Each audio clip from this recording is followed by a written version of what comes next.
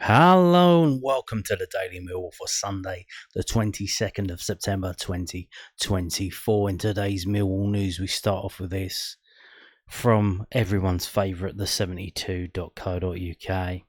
It's if you don't get that reference, it's one of these clickbait sites, really. And of course, even though the transfer window's just closed, their bread and butter is transfer speculation. So here we go. But to be fair to them, they are reporting on a comment that someone else has made, who is also one of those who makes his bread and butter off of transfer speculation. So, Crystal Palace set sights on Millwall winger. Millwall winger Romain Esse has emerged on the radar of Crystal Palace, according to journalist Alan Nixon on his Patreon page. Yes, if you didn't know, Alan Nixon was a journalist, I think, with the Telegraph or Sunday Telegraph. He was posting stuff every Sunday on Twitter for free, and he built up quite a following. You think, hang on a minute, why don't I set up a Patreon page and get paid? Because journalism is on its arse, so let's get some money out of this. So that's what he's doing. Now, does that mean the stuff that he says isn't true? I don't think. No. I think what this is that Dougie Freedman was spotted at the Den again in the Millwall versus Luton game, and everyone's put two and two together unless he's told them. I don't know how it works behind the scenes with the scouts. Obviously, I do know they get free tickets, so they hey, can I get some free tickets? I want to do some scouting. I don't know if they have to tell you who they're scouting, but he could have been there for a Luton player. They were in the Premier League. And Crystal Palace are in the Premier League, so it might be there for them. But people have put two and two together and said, well, he was there watching Romain Esse. So Mill could face a battle to keep hold of the attack in the future amid attention from elsewhere. He's under contract with the Championship side until the summer of June 2026, meaning they are under no immediate pressure to cash in on him anytime soon and can wait for the right offer to come in for his services. SA19 is being tipped for a bright future in the game and has become a key member of the Lions first team squad over recent times. He's made 8 appearances in all competitions so far this season, 6 of which have come in the league, and he has scored 2 goals. In this latest update regarding his situation, reporter Nixon has claimed on Patreon that Crystal Palace are interested in snapping him up. Esse has been on the books at Millwall for his whole career to date and has risen up through their academy ranks. He was a regular for the Lions at various different youth levels before breaking into the senior picture at the Den. The youngster made his league debut in December 2022 against Watford. Esse penned his first professional deal in January 2023. At the time, the club's director of football, Steve Gallen, said, hang on a minute, well, was Steve Gallen the director of football in January 2023? Didn't Steve Gallen come in this summer? Or am I going insane? So, like I said, this website don't know what they're fucking talking about.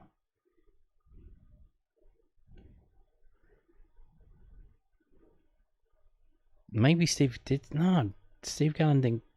Did he come in January 2023? I don't know, but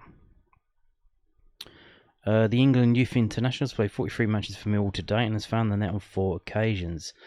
Crystal Palace are now being linked with a move for him down the line, and we'll have to wait until January if they'll make an official approach for his signature.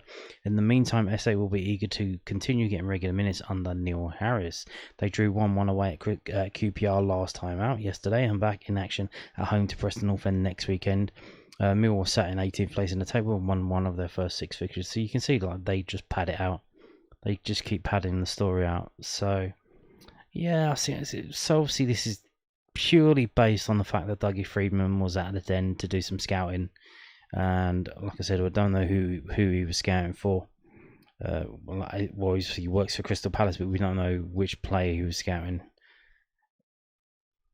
And I've seen a lot of fans negatively react to this, oh, if he goes to Palace, blah blah blah blah blah, and I really couldn't care less as long as they pay the going rate. As long as they pay the money that is fair and of good value and we get a decent deal out of it, I couldn't care I couldn't care less if he goes to Crystal Palace. And to be fair, you know, as long as the deal's good, deal's good, deal's good. I imagine if he wants to stay in South London, that's the only the option in play. If he wants to stay in London in general, are there other options? I mean, maybe Fulham, but other than that, like, really, not really, is there? Like, West Ham, I don't think West Ham will come in, and then if he does go West Ham, the fans will definitely not like that. Who else is obviously Chelsea, Arsenal, Tottenham? They won't be looking at him. They look internationally now, and so Chelsea, yeah, no, QPR, obviously they're not in a position to do anything. If they get promoted, maybe, but I doubt that's going to happen the way they played yesterday. So logically, it would be Crystal Palace if he was to make them the step up a level and stay in London. Like, it's Crystal Palace, and like I said, you need to play that there's other options. Obviously, if he goes around saying, "Oh, I want to stay in London," then Crystal Palace know that they can just kind of fuck with the deal and like lowball us and mess us around. So let's keep it open and say, "Oh, maybe you might be going to, you know, Germany, or he might be going to Italy, or he might be going here, he might be going, maybe Celtic or Rangers, or, you know, just keep throwing the names out there." Even though if he does know that he wants to stay in London, don't let Crystal Palace know that, so we get a decent deal out of it. And yeah, so they're saying like nothing's happening in January. I doubt it'll be happening in January. Maybe next summer, but again, depends what the deal is. You know, if they come in with an offer that blows us away, maybe we'll take it. But you would imagine that they're not in a rush to sell, because they really didn't want to sell Zion Fleming, and he was the one who pushed the deal through, it looks like, because he pretended to be injured, and suddenly, he's amazingly fit, and he's played two games in a row for Burnley. So that was kind of reluctant. Even now, like, we haven't sold him, he's on loan, and they're telling us that there's an obligation to buy, whatever that means, but they're still listing him in the loan watch. So yeah, for some reason, I don't think Millwall are in any rush to sell any players. Like, they want to get the best out of them on the pitch and build them up to a level where they get so good, it's like, we literally can't contain them. They have to move on now. We can't, like, this. If we stays here any longer, he's going to be like, what do you call it? Like, retrograding, like going backwards. There's no point in him staying here. So once you get to that level where you're just firing on all cylinders in the Championship, and because of that, we're at the top of the table ish, like not the top, but towards the top. And then you've got to think, okay, well, if we don't get promoted, these players need to get promoted by selling them onto a Premier League team.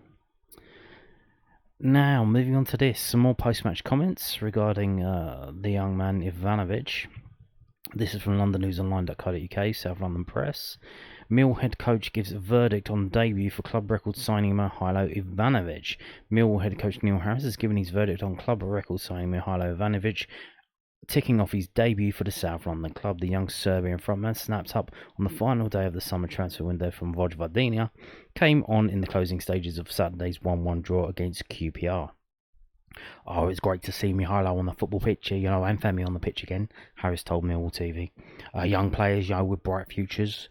Mihailo's come into the group and, you know, hardly trained. Maka has done a brilliant 75 minutes for us, and we just felt that Mihailo, you know, we've seen it in training already. He's a handful in the penalty area, and there's a lot of us to learn. There's a lot for us to learn about Mihailo, but it was great to see the fans go with him. You know, it'll be great for him to get that Millwall debut under his belt."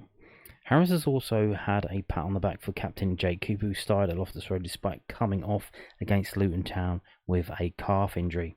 "Oh, I can't praise Jake highly enough. You know, he hasn't trained all week. He didn't train properly on Friday, but he insisted he wanted to play and that he was fit and ready to go.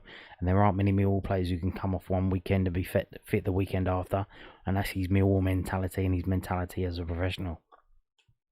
So there you go. Damn, Jake Cooper didn't even train all week, and he went into the game and said, Yeah, I'm good. Put me in, boss. And they put him in, although some argue he was kind of at fault for the goal with his sprinting backwards instead of going towards the player. But what else can you do? It was kind of, we were left overexposed because there were only 3 players back. Now, moving on to this, it's interesting to see that the South London Press, London News Online, have put this up today. I believe they did put it up today. Because normally, right, they do these long-form interviews with players, which have been kind of featured in their Friday edition, and they put them in. They publish them online on a Saturday morning. But obviously, with all these early kickoffs, these definitely get missed. And even when the kickoffs are at 3 p.m, these stories get missed. And they're sometimes quite interesting because you're hearing from the players themselves. You hear little things and you think, oh, okay, that is interesting. So they decided to publish this online on a Sunday, which I think is a good idea. Hopefully they don't publish their view count on the page, but I'm sure they have the numbers behind the scenes. So it'll be interesting to see if this helps, because obviously there's never really not any Millwall news on a Sunday, which is why generally I just kind of go with the stats and having a look at them. But if they get good numbers on this, hopefully maybe they can do this in the future, where they put these long form interviews with the players on a Sunday online. And more people get to read them, because I thought, in terms of the match day thing, it kind of gets lost a bit, I think. But we'll see. Obviously, I think it's all down to numbers, and if the numbers don't stack up, then they'll just go back to putting it on Saturday morning. So let's have a read of this, and in depth with Millwall keeper Lukas Jensen. So this is going to be interesting. My Danish accent. Let's go. Improving within 6 months under coach Andy Marshall, switching to mountain biking as a teenager, and Premier League dream. Lukas Jensen predicts he will be an even better goalkeeper in 6 months after his start to life working under Millwall goalkeeping coach Andy Marshall, and hopes he can fulfil his childhood dream of reaching the Premier League during his time with the Lions. The 25-year-old joined the South Londoners from Lincoln in the summer and has established himself early on as Neil Harris's number 1 between the sticks at the Den. Jensen was statistically one of the best stoppers in League One last season and kept 19 clean sheets in 45 games, missing out on the division's Golden Glove by just one shutout to Derby County's Joe Wildsmith. But after 5 championship outings to his name and a handful of weeks into the long-term deal at the Den, Jensen can already see a bright future learning from ex-Ipswich and Coventry goalkeeper Andy Marshall. Well, he's ex-Millwall as well, huh? He played for Millwall in the FA Cup final. Don't bury the lead. Oh, Marshy is not just my goalkeeper coach, but he is one of my friends as well, Jensen told the South London Press. He's such a nice guy. He literally, when I spoke with him, he explained to me what he thought I could improve and what he thought could help me with, and I can already see that. He's changed quite a few things, and we're working on it. I can see that I'll be a better goalkeeper within 6 months. He will help me a lot to take me to the next level and take me to and Millwall to the Premier League. Jensen conceded 7 goals in his opening 2 championship games, with the Lions finding the back of the net, but failing to get the balance at the back right in clashes against Watford and Bristol City. But Harris's side picked up their first clean sheet of the season in a goalless draw at Hull, and Jensen has only conceded once in the last 3 games. Pressed on what Marshall's brought to his goalkeeping artillery already, Jensen, who stands at 6'6", added, because I've got my physical aspects, we can improve them in a different way. I look cleaner. I'm saving more balls with my positioning in the goal. I always like to be a very aggressive goalkeeper, flying out at the opposition's face and making blocks left and right. Take a step back so you can react a little bit more. If I stay back a bit more, I can improve saving reaction shots. It's not just one thing I can pick out, because there have been so many small things. The difference between playing at the highest level and a little bit lower is just the details. And that is the difference he's making. He always looks at me in training and says, should your body go a little bit more forward? Is your balance going backwards? How's your hand positioning and footwork? He's been tough on me, I'm not going to lie, but it's a good thing. I can see now that the things that I'm starting to improve and get better in the things he wants me to improve on. I'm saving a lot more balls now. I can tell there's big difference from League One to the Championship, but I think I've gotten used to it now. Football is all about confidence, and my confidence is just rising now. As I can see, we're on the right path. I know my defender's even better now. Who knows how many clean sheets we're going to get? Hopefully a lot. Jensen's career has seen him move from hometown club Helsingør in the Danish second division to sitting on the bench in the Premier League with Burnley in 2020 and recording more than 100 senior appearances across 7 teams. But he hung up his goalie gloves and switched to 2 pedals during his teenage years. He explained, I was stopping and starting throughout my youth career, and I decided to pursue a mountain biking when I was around 13 for 3.5 years. It turned out to be very good, but I just missed football. I came back to it when I was around 17. My dad, who was a goalkeeper coach when I was younger, always did mountain biking as well. I thought I would give it a go just for fun, on Saturday and Sunday, and I just progressed more and more through the ranks in the sport, and I found out I was quite good at it, because I could translate my training for football to mountain biking quite easily. The sport was growing at that point, and I thought it was fun. There were a few things in a football world that meant I wanted to go mountain biking at that point. I really enjoyed it for those 3 years, but I always had a love of football, and that's why I came back to it.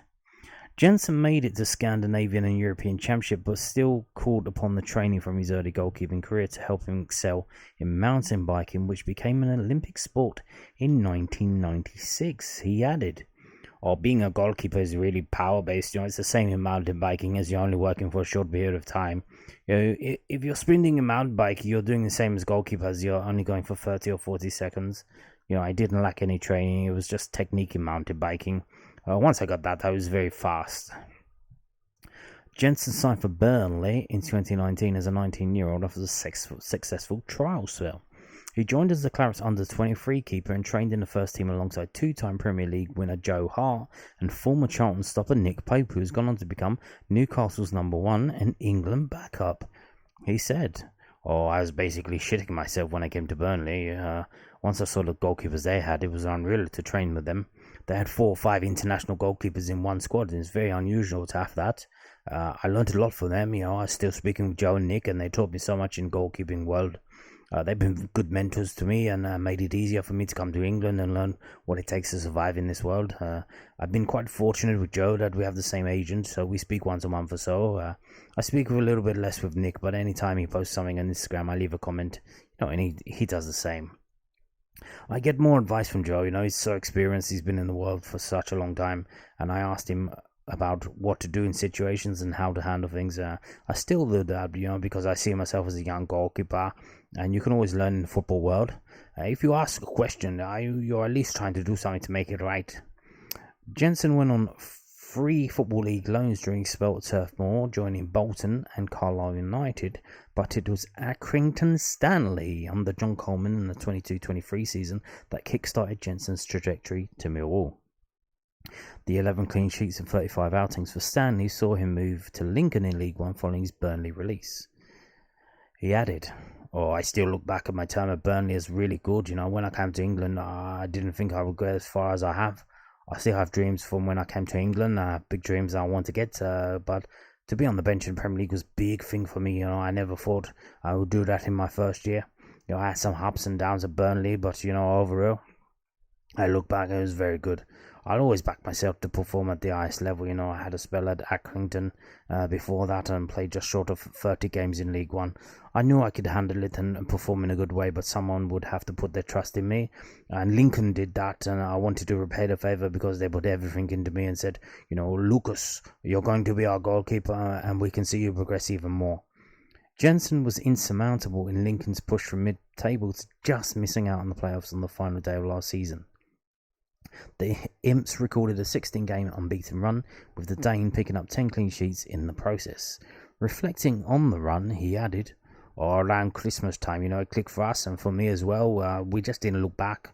I was loving playing with them. I always said the reason I went to Lincoln was to get to a high level by showing how good I was, and hopefully people could see that.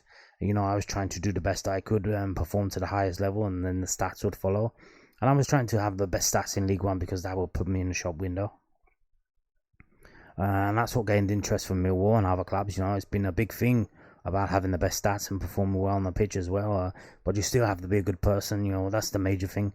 I had lots of initial chats with Millwall, and it turned out to be a good decision. I have a childhood dream of playing in the Premier League, and I think I'll do that with Millwall, hopefully. Indeed. So, well, as he says here, he does say, look, he's not the finished product. He thinks that if he's after 6 months training with Andy Marshall, who does seem to be a very good goalkeeping coach, that hopefully he'll get better. And we saw it last season, sadly with the departed Matija Sarkic. He came in, he was a bit green, and towards the end of the season he was firing on all cylinders, and we hope to see that with Jensen as well. And very interesting. Like I said, very interesting. Now that's it for the news today. We're going to move on to the stats, as I like to cover on a Sunday. So if you're not going to stick around, thank you for watching. If you are, here we go. And bizarrely, given Michael Frey the man of the match. Basically, it's a stats-based thing. It's purely on the stats. I think it's because of the aerial duels that he won. I think it's also because I think he had one shot on goal, or he had the assist. Did he score? No, he did score, didn't he? So I think he had one shot and he scored that. So that's literally 100% of your shots you've scored, and that's why he's got a high score. But he's behind that Duncan Watmore, Romain Esse, Tanganga. I think I would probably agree with that in terms of. I would probably give props to Ryan Leonard, actually, because Vet Tanganga made a bit of a howler, and Ryan Leonard came in and saved the day. And Ryan Leonard as well, helped with the goal. He set up the goal in a way in that he picked out Macaulay Langstaff, who picked out Watmore, who kicked it in. So maybe Ryan Leonard should be a bit higher on the ratings there. But so this is a match report from WhoScored.com. It says Millwall created a high number of chances relative to their possession, were effective at creating goal-scoring opportunities from the flanks, but we did lose possession often. Yeah, that's how we play. We had a large quantity of possession in our opponent's half. We had a high shot frequency when in possession. We favoured crossing the ball when we favoured long balls. Indeed. And here you can see the dominance of Millwall.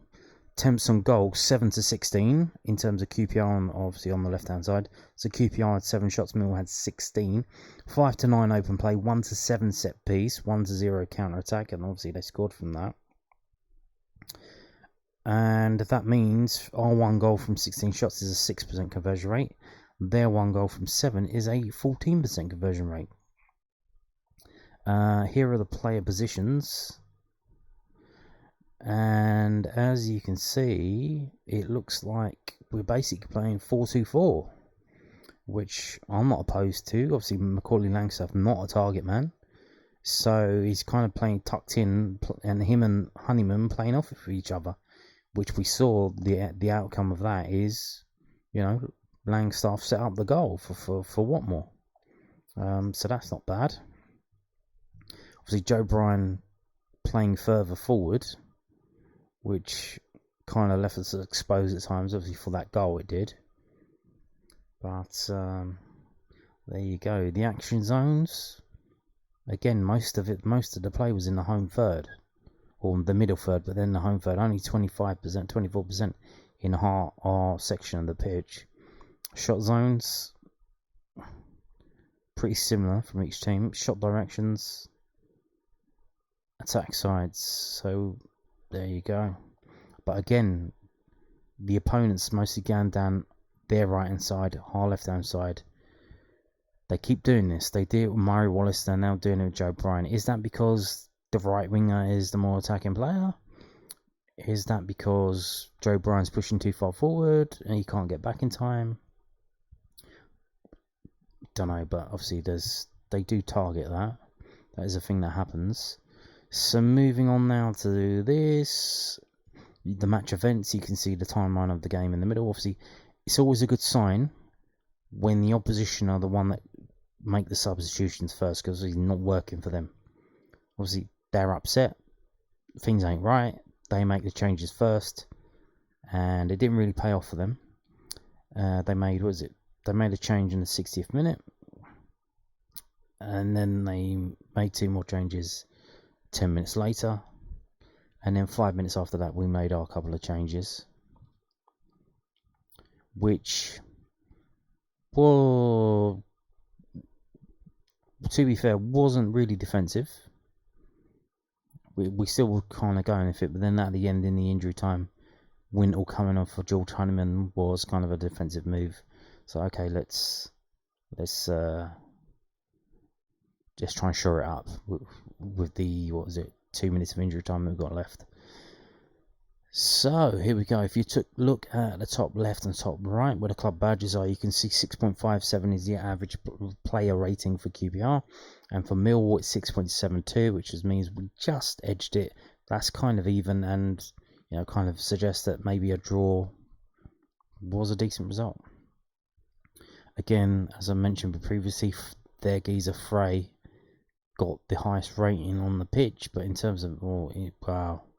So obviously we just heard that interview with Jensen 5.8, and I can guess right now why that is. I think QPR only, obviously they had 7 shots, it said on that thing. I think they only had maybe 1 or 2 shots on target. So if you've had 1 shot on your goal and you haven't saved it, it's gone in. Not that I'm saying he should have, maybe he could have done better with that one, but yeah, that's statistically that obviously doesn't look good. Then that gives Jensen a score of 5.8. Denor 6.6, interesting to see. I wonder if we can find out why that is through the stats. George Honeyman 6.2, is that because he missed that chance? To be fair, I thought Honeyman played quite well. He did okay.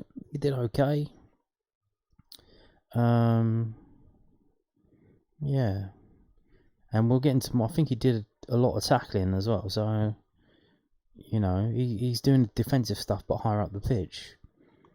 But see, he's playing the number 10. You wanted to actually score some goals, or you set up some goals. Although, look, obviously, what's not going to get taken into account in the stats is the really clever dummy that he did when he jumped over Macaulay Langstaff's cross and left it for Duncan Watmore, and Duncan Watmore put it in the back of the net. See, that's not going to turn up in the stats. So Langstaff 7, yeah, that's not bad. He got the assist. Duncan Watmore 7.4, Esse 7.4. So yeah, pretty much most of the team got 7s except for Honeyman, Denor, and Jensen.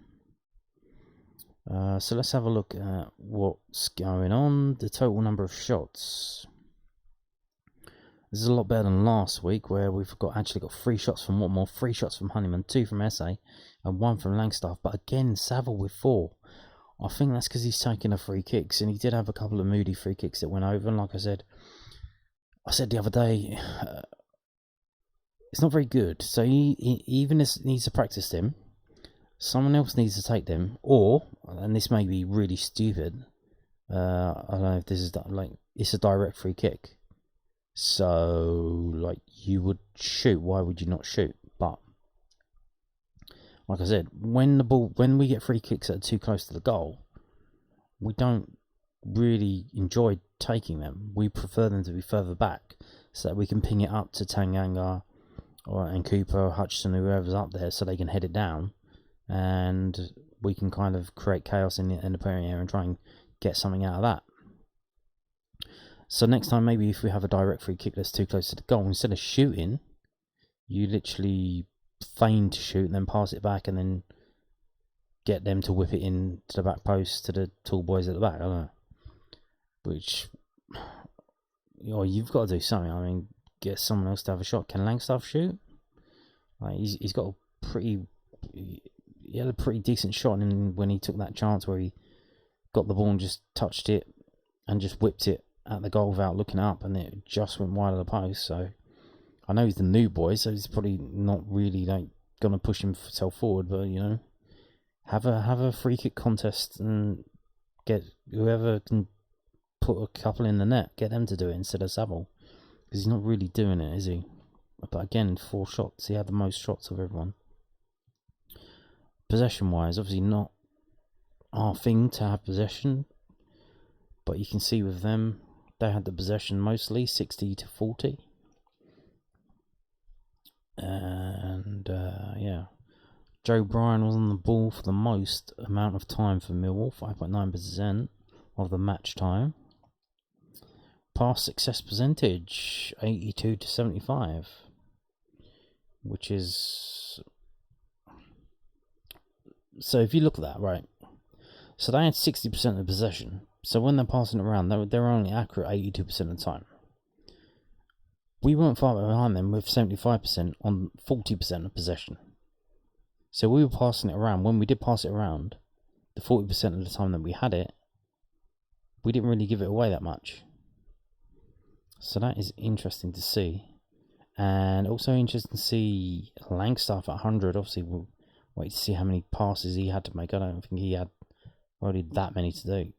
But Denor with 93, Tanganga with 92, Watmore with 86. That's pretty good. So interesting to see that. Dribbles 6 to 4. Obviously, Esse had 3 of them. Aerials 124 to 23. Tackles made 12 to 15.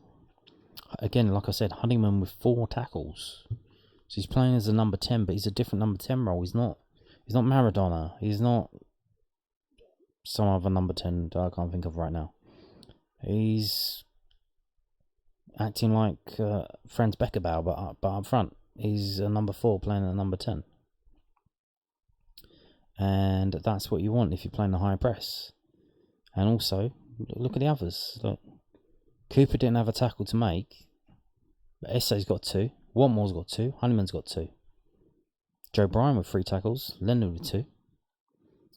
Corners 10 to 5. Or 5 to 10. These are the players that won the corners. And dispossessed 12 to 11. So there you go.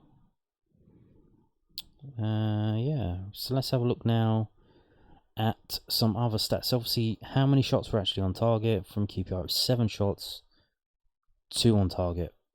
So there you go. That's why Jensen got a low score.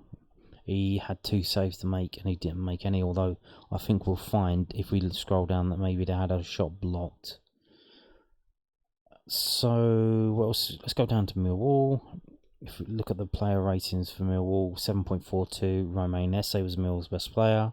Yeah, I think I agree with that, really. And then Duncan Watmore not far behind, 7.39. Although, to be fair, if you prorate that in terms of minutes on the pitch, obviously Duncan Watmore came off in the 74th minute. Romain Esse had more time on the pitch, so he had more time to get more stats, which meant he got a slightly higher score. So you could give that to Duncan Watmore, really, if you're going to give out the man of the match.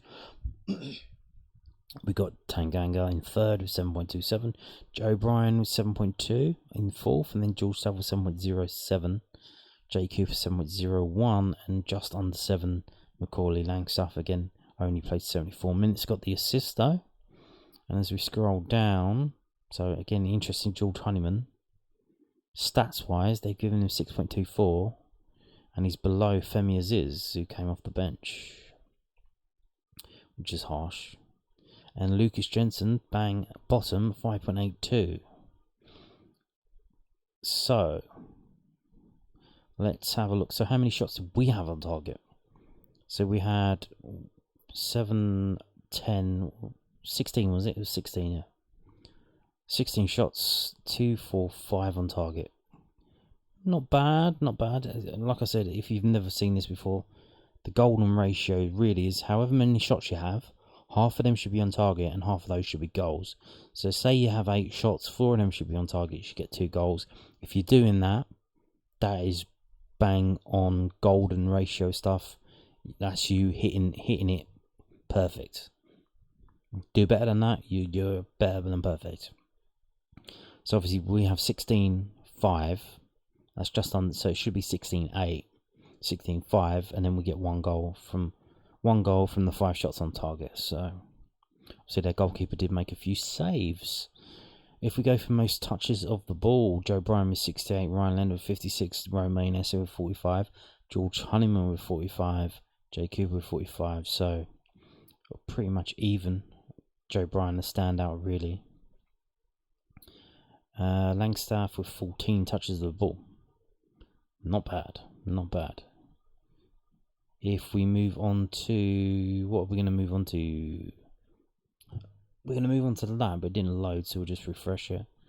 I wanted to look at offsides, because I think Macaulay Langstaff got caught offside 2 times, yeah. And like I said yesterday, you know, obviously he's trying to get on that line, the edge. He's trying to push it to the edge, and you know, sometimes it works, sometimes it don't. You know, if you break the offside trap, like, you get through, and you basically got a free shot on goal. And he's trying to do that. It didn't pay off, but you know, keep plugging away. You'll get it one day. If we move on to defensive stuff, so who did what defensively? Obviously, we've seen George Honeyman had the most tackles. We've got Honeyman with 4, Joe Bryan with 3, Ryan Leonard with 2, Esse with 2, Watmore with 2. Interceptions, George Saville with 4, Bryan with 2, Cooper with 2, Denor 2. Clearances, here we go. Ryan Ender with 6. And Cooper, Denor, Tanganga with 4. Blocked shots, Tanganga with 2. Leonard, Saville, Bryan. So, yeah, Cooper not really. So Cooper didn't have any tackles or any blocked shots. He had 4 clearances and 2 interceptions. So, obviously, was it the right call to play him? Yeah, I think he done okay, really, didn't he? You know, did okay. In terms of a Jake Cooper performance, it wasn't at his best. It wasn't premium Jake Cooper. He did okay.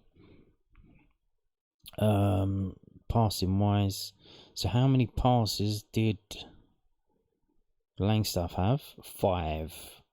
100% off of 5. Ivanovic 100% off of 3. Ziz 100% off of 3. Not bad.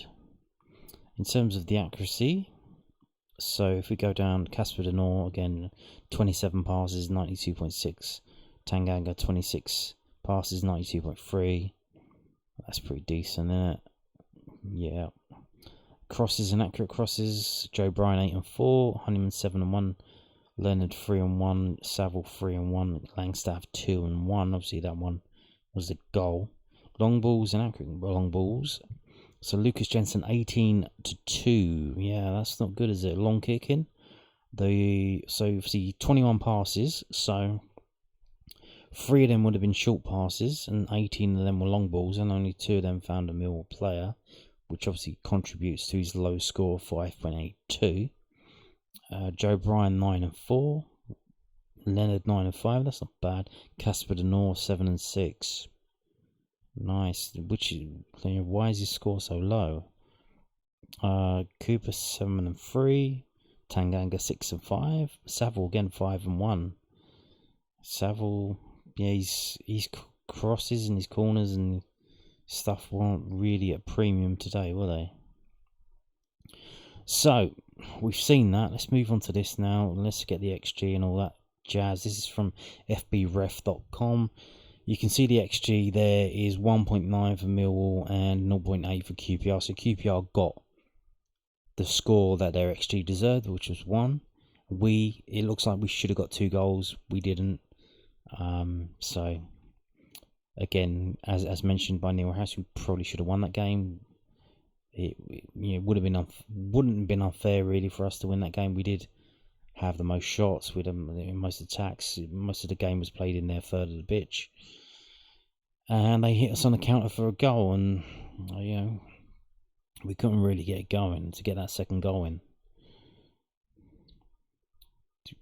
If we go down, so they 59 to 41 possession, passing accuracy 80 to 70, 376 passes of 470 were accurate, whereas we had 229 of 325, shots on target 1 of 7, shots on target 5 of 16. And again, their keeper made 4 saves.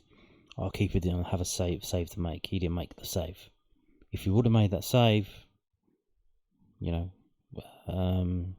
might have kept a clean sheet. Fouls 9 to 12, corners 5 to 10, crosses 11 to 27, touches the ball 559 to 438, which is kind of interesting because obviously they had a lot more passing than us. So they had more possession than us, they had more passes than us, but we had more touches of the ball. That is interesting. Tackles 12 to 15, interceptions 3 to 13, aerials 124 to 23, clearances 28 to 21, offsides 1 to 2, goal kicks 12 to 4. See, like I said, the shots from the free kicks going off, shots going wide, 12 to 4. But they got 12 goal kicks. Throw-ins 19 to 24, long balls 71 to 87. And looking through here, you can see, oh, that's them. So, shot creating action, goal creating action. Obviously, the goal creating action. Ryan Leonard, gone under the radar really. He played that ball forward to Macaulay Langstaff. Macaulay Langstaff whipped it across. So both of them got involved in that goal creating action. But you can see here, in terms of shot creating actions, you got Duncan Watmore 5, Romain Esse with 6, Joe Bryan with 4. So getting involved again. George Honeyman 2. So obviously, like I say, he's playing as a number 10, but it's not the same number 10 that everyone else is playing at number 10. He's playing as a defender at number 10, if that kind of makes sense. Which, you know, so I think you kind of need to understand what he's doing here. In terms of what else did I want to show you? I wanted to show you this, carries. So if you don't know what carries are, carries, number of times the player controlled the ball with their feet. Progressive carries, carries that move the ball forward towards the opponent's goal line at least 10 yards. So Mr. Macaulay Langstaff had 7 carries, 3 of them were forwards. But then you look at Duncan Watmore, 21, only 1 of them went towards the goal line, the opposition's goal line, by 10 yards. So, and you look at the other attacking players, 29 and 2 for Romain Esse, Heinemann 18 and 2, Casper North 16 and 0, so not going forward. And you think, well, okay, but what does that really mean? If we go to possession and we can see carries, we can see how much distance, because it might have been not that far. But if you look here, Macaulay Langstaff, the 7 carries that he had, total distance. So he got on the ball 7 times. He carried the ball for 58 yards. 27 of those were forwards. So half of it was forwards. But when you look at Duncan Watmore, 21 carries, 211 yards, but only 39 of that was forwards. And you think, well, okay, but if he's already forward, so how far forward can he go? Like, if he's 15 yards from the goal, he can't really go forwards 10 yards. So maybe it's kind of that. It's like a statistic anomaly. Maybe it's that. But then you see, you know, George Honeyman getting on the ball, not really. So getting on the ball and moving it around, really, not carrying it himself. He's got like 18 times he got on the ball, 14 only for 49 yards, but half of that, 25 yards of that was forwards. So he's coming forwards with the ball 25 times, 25 yards out of 49. So he's attacking. Langstaff's attacking, because they were both, as we saw previously, they were both playing as kind of like number 10. So we were playing 4-2-4, sort of ish. And if you go down and you look at someone like Romain Esse, so 29 carries, 166 yards, 76 yards forward. So that's a lot better than obviously Duncan Watmore. But then you see Femi Aziz. Look at Femi Aziz. Similar numbers to Macaulay Langstaff. 6 carries of the ball, 43 yards, 15 yards forward. That's not bad. So you've seen that. So you take-ons, basically trying to go past someone. But Romain Esse, 4 attempts at taking a player on, successful 3 times. Bosh, love it. But then you look, only two players were trying to dribble past anyone. Duncan Watmore did it once, and Romain Esse did it 4 times, successful 3 times. So there you go. You see that. Let's have a look at this. Obviously, we don't have a big man up front, but so these numbers don't look good in terms of, obviously, Jensen's kicking didn't look too good, and you can see why. These are the aerials won and lost. So Ivanovic lost 4. He was throwing himself in there, but he didn't really come out with the ball. Honeyman lost 5. Obviously, he's not the tallest. Saville won 5, lost 3. So there you go. And so we've seen that. If we go down now and look at Lukas Jensen stats, obviously shot on target against 1, goals against 1, no saves. Oh, that's not good. Post shot XG, based on how likely the goalkeeper is to save the shot, 0.2. So that's not good either. The XG of the shot that geezer had was 0.2, and it ended up being a goal, which is 1. Bang. So that's not good. Launched attempts 19, completed 3. That's 15.8% conversion rate, as in like accuracy rate in terms of long balls. He threw the ball out 3 times. The average length of his kicks was 56.5 yards. The average length of the goal kick was 4 goal kicks. All of them were long, 76 yards. That's not bad. That's quite far. Crosses. So opponents attempted crosses into the penalty area 10. He stopped one of them, so that's a 10% conversion rate. The defensive actions outside of penalty area. His average distance from the goal line in all of his actions was 10.5 yards. Okay. So now we get onto this. So you can see the goals. So we've got the XG and we've got the post-shot XG. Does it say what it is there? How likely the goalkeeper is to save the shot. So, before Michael Frey shoots, the XG is 0.41. After he shoots, remember the post-shot XG, based on how likely the goalkeeper is to save the shot, it goes down in half. I haven't really looked at their goal in the highlights that much, but this suggests that Jensen should have done better with that. That he should have done, like, it's basically saying he should have done better than that. Whereas if you look at the Duncan Watmore goal, the XG before he shot was 0.29, and the XG after, based on where the goalkeeper was and how likely he was to save it, it went up to 0.79. So Duncan Watmore made that goal, and you can see Michael Frey, basically, he was lucky. Because it halved. It went from 0.4 to 0.2, which suggests, Jensen should have done better with that. Like I said, I haven't really analysed him really. I was more looking at Jay Cooper running, like doing a backwards sprint, running faster than Usain Bolt, but he was going backwards, which was kind of annoying to me because I hate that. Like, there's players behind you. There's 2 players behind you. No one else is gonna go to the player with the ball. Someone has to. You need to do it. You need to do it. Like, even if you don't tackle him, just stand in front of him, makes what they do. They tell you, show him outside. Show him outside. Just stand in front of him and make him go out. That'll slow him down.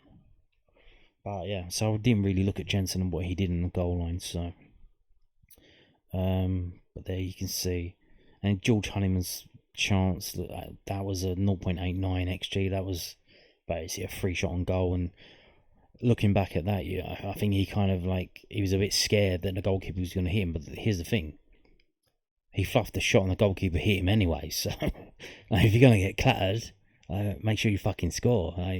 Just fucking whack the goalkeeper and whack the ball. Happy days, you've scored, and you're on the ground with a sore head. Who cares? You've scored. Shake it off. Let's go. That was from 4 yards. That was from 4 yards out of the goal line. Yeah, that was a rough one. That was, wasn't it? And that kind of suggests, where we mentioned with the XG, that we should have won that game. That was the chance. But here's the thing, George Honeyman's getting in these chances, but we've seen he's doing a lot of defensive stuff up front. He's not your typical number 10. So you're asking him to do that defensive stuff, but then he has to flick on a switch and get in the box and score goals like that. It's like, I don't know, I imagine it's quite difficult to do that, to just be able to switch from being super defensive to super attacking and get it perfectly every time. Obviously, it's kind of a unique role that he has to do. But, yeah, there you go. And on that note, thank you for watching, and goodbye.